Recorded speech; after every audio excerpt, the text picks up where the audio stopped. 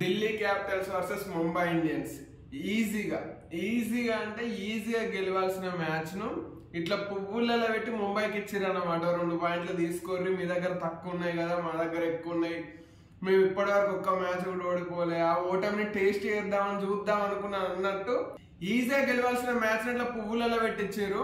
అయితే ఈ రోజు ఢిల్లీ బ్యాటింగ్ చూసిన తర్వాత వాళ్ళ మిడిల్ ఆర్డర్ అట్నే లోయర్ ఆర్డర్ బ్యాటర్లకు అందరికి షుగర్ ఉన్నట్టే కనిపించింది. ఎందుకంటే ప్రతి ఒక్కరు అట్నే అవుట్ అయ్యారు, షుగర్ ఉన్నది అన్నట్టే అచ్చిరిపోయారు. అసలు వికెట్ పైన ఆగుదాం అన్నది లేదు, అవతల ఎండ్లో కొంచెం పార్ట్నర్షిప్ బిల్డప్ చేద్దాం అన్నది ఏం లేకుండా ప్రతి ఒక్కరు షుగర్ పేషెంట్ లెక్కనే అవుట్ అయ్యారు. అందులోనూ మెయిన్ గా జస్ప్రీత్ బుమ్రా బౌలింగ్ లో హ్యాట్రిక్, బుమ్రా బౌలింగ్ లో హ్యాట్రిక్ రన్అట్స్ అయినాయి. 3 రన్అట్లు, అక్కడనే మ్యాచ్ అయిపోయింది. అసలు ఆ 3 రన్అట్లలో ఫస్ట్ రన్అటే కావద్దు, అసలు అది 2 రన్లు లేనేలేవాడు. అయినా Ashutosh Sharma Mitchell Starc try చేసారు. ఆ తర్వాత కుల్దీప్ యాదవ్ వచ్చిండు, అక్కడ లేవు, అక్కడ ట్రై చేసారు. ఇక లాస్ట్ వికెట్ ఎట్లయినా ఇక అత్తది పోతా అన్నట్టు రన్ తీద్దాం అనుకున్నారు. కాకపోతే Mitchell Santner direct hit, super hit కొట్టిండు అనమాట మనోడు. ఆ హిట్ తోటి జస్ప్రీత్ బుమ్రా బౌలింగ్ లో హ్యాట్రిక్ పడ్డది. అంటే ముంబై ఖాతాలో 2 పాయింట్లు పడ్డాయి అనమాట. ఇక ఈ మ్యాచ్ లో కనుక మనం స్టార్టింగ్ ఉన్న కనుక చూస్తే ఫస్ట్ ముంబై బ్యాటింగ్ చేసి 205 రన్స్ అనేటివి కొట్టింది. అయితే ఇంత పెద్ద స్కోర్ చేసినా కూడా వాళ్ళ టీంలో స్టార్ బ్యాటర్ అయిన రోహిత్ శర్మ మాత్రం వాళ్ళకి సరైన స్టార్ట్ అనేది అందేలేదు. ఈ రోజు కూడా మనోడు బ్యాటింగ్ చూస్తుంటే కొంచెం రకమైన ఎందుకు మనోడు మరి ఇట్లా బ్యాటింగ్ చేస్తున్నాడు అర్థమైతే లేదు, మరి ఇంట్రెస్ట్ లేదా ముంబైకి ఆడడం అనేది తెలియదు, కానీ ఘోరంగా బ్యాటింగ్ చేస్తున్నాడు. ఆ కనెక్ట్ చేసిన ఒక్క 6 కూడా కనుక క్లారిటీగా చూస్తే అడ్డి మరి గుడ్డి దెబ్బల కనెక్ట్ అయినట్టున్నది. అందుకే మనోడి బ్యాటింగ్ ఎక్కడనో ఏదో తేడా కొడుతున్నది.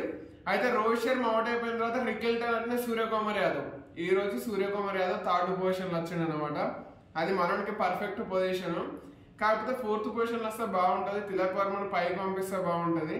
అయినా వాళ్ళు రైట్ లెఫ్ట్ కాంబినేషన్ ట్రై చేద్దామన్న ఉద్దేశంలో రైట్ హ్యాండ్ అవుట్ అయింది కాబట్టి రైట్ హ్యాండ్ అయిన సూర్యకుమార్ యాదవ్ బ్యాటింగ్ వచ్చిండు. వాళ్ళిద్దరు కలిసి ఆ పార్ట్నర్షిప్ బిల్డప్ చేసిర్రు. ఇద్దరు 40 రన్స్ అనేటివి కొట్టిర్రు.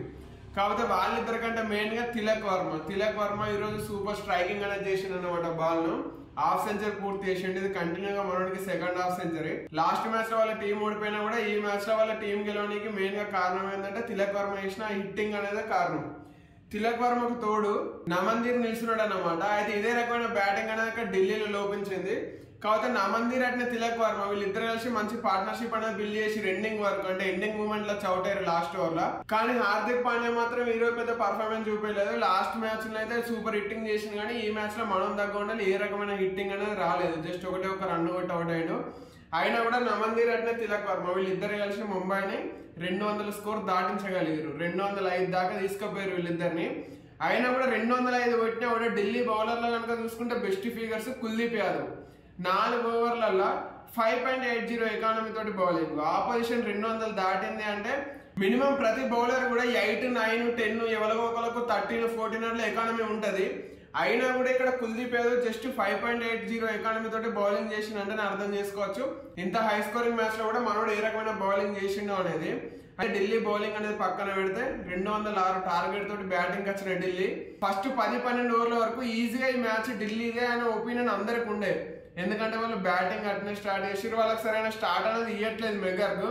మనోడిని రిటర్న్ చేసుకున్నారు, మనోడి పైన ఎన్నో ఆశలు పెట్టుకొని. కాకపోతే ఈరోజు గోల్డెన్ డక్అవుట్ అయ్యిండు.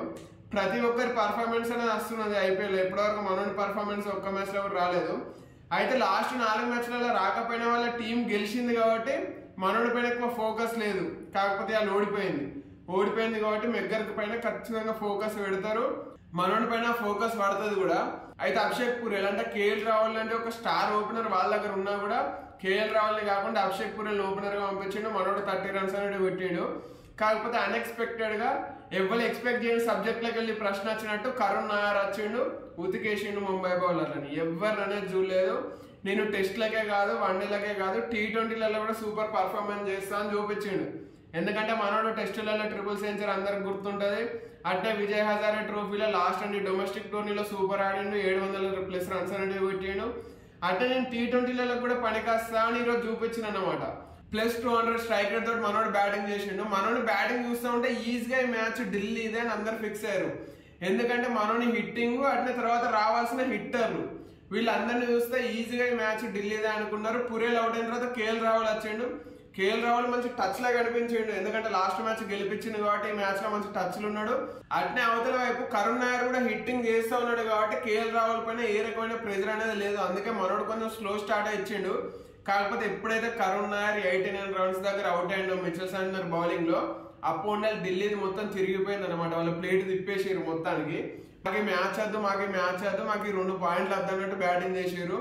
కేఎల్ రాహుల్ కొంచెం ఆపుదామని చూసిండు కానీ అది అన్ఎక్స్పెక్టెడ్ గా బాల్ అనేది బ్యాట్ టాప్ ఎట్లా తీసుకొని క్యాచ్ ఇచ్చి అవుట్ అయిపోయాడు. ఇక ఆ తర్వాత వచ్చిన వాళ్ళు ఎవ్వరు కూడా మ్యాచ్ గెలిపించాలనే ఉద్దేశంలో అయితే కనిపించలేదు, ఎందుకంటే ట్రిస్టన్ స్టబ్స్ తొందరనే అవుట్ అయ్యాడు. అయితే వాళ్ళ కెప్టెన్ అక్షర్ పటేల్ కూడా పెద్ద పర్ఫార్మెన్స్ అనేది ఏం చేయలేదు. కాకపోతే ఆశుతోష్ శర్మ మనోడి పైన ప్రతి ఒక్కరికి ఎక్కువ హోప్స్ అనేవి ఉన్నాయి, ఎందుకంటే ఫస్ట్ మ్యాచ్ లక్నోకి అగెన్స్ట్ గా ఢిల్లీ ఓడిపోయింది ఆ మ్యాచ్. కాకపోతే మనోడు గెలిపించగలిగిండు అనమాట. ఓడిపోయింది 99% కాదు 99.9% ఓడిపోయింది అనుకున్న మ్యాచ్ ను ఆశుతోష్ శర్మ గెలిపించిండు. అందుకే మనోడి పైన అందరికి ఎక్కువ హోప్స్ ఉన్నాయి. దానికి తోడు విప్రన్ ఆల్రౌండర్ అనమాట. మన ఎస్ఆర్ఎస్ పైన బ్యాటింగ్ చేసిండు, బౌలింగ్ చేసిండు, క్యాచ్ కూడా బాగా పట్టిండు. మనోడు కూడా మంచి హిట్టరే. మన ఎస్ఆర్ఎస్ పైన కాకుండా తర్వాత జరిగిన మ్యాచ్లలో కూడా మంచిగా హిట్టింగ్ చేసిండు. లక్నో మ్యాచ్ కూడా మనోడు మంచిగా హిట్టింగ్ చేసిండు. కాబట్టి ఆశుతోష్ శర్మ అట్నే విప్రన్ వీళ్ళిద్దరు కలిసి మ్యాచ్ ని గెలిపించగలిగేటోళ్ళే. కానీ మనోడు వచ్చిన వెంటనే ఆగాలని మాత్రం చూడలేదు, ఎందుకంటే అవతల వైపు ఆశుతోష్ శర్మ ఉన్నాడు. మనోడు ఒక్కడు అక్కడ వికెట్ పైన ఉంటే చాలు గెలిపించగలుగుతాడనే నమ్మకంతో అచ్చుడితోటే ఊపిరి అనేది స్టార్ట్ చేసిండు. ఒక 6 ఒక 4 అనేది కొట్టి అవుట్ అయ్యిండు. ఆ తర్వాత ఆశుతోష్ శర్మ మిస్టర్ స్టార్క్ వీళ్ళిద్దరు కలిసి గెలిపించగలిగే సత్తా వల్లే. అప్పటి కనుక సిచ్యువేషన్ ఎండింగ్ మూమెంట్ లో సిచ్యువేషన్ చూస్తే 9 బాల్లలో 15 రన్స్ కావాలి. అది easy situation. Ashutosh Sharma batting లో ఉన్నాడు, అంటే మనోడు క్రీజ్ లో ఉన్నాడు. అవతల వైపు మిచెల్ స్టార్క్ ఉన్నాడు. మనోడు కూడా పర్లేదు కొంచెం హిట్టింగ్ చేయగలుగుతాడు, స్ట్రైక్ అయితే ఖచ్చితంగా రొటేట్ చేయగలుగుతాడు.